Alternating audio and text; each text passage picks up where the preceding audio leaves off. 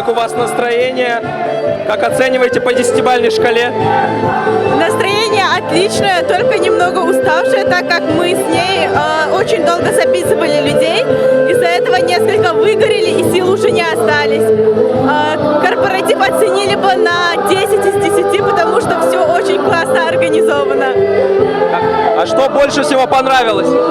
Все.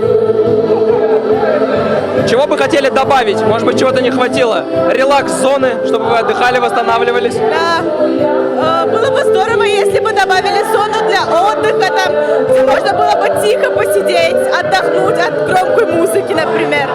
Как вы сейчас сидите, да? Да, примерно так. Скажи, как ты оцениваешь наше мероприятие?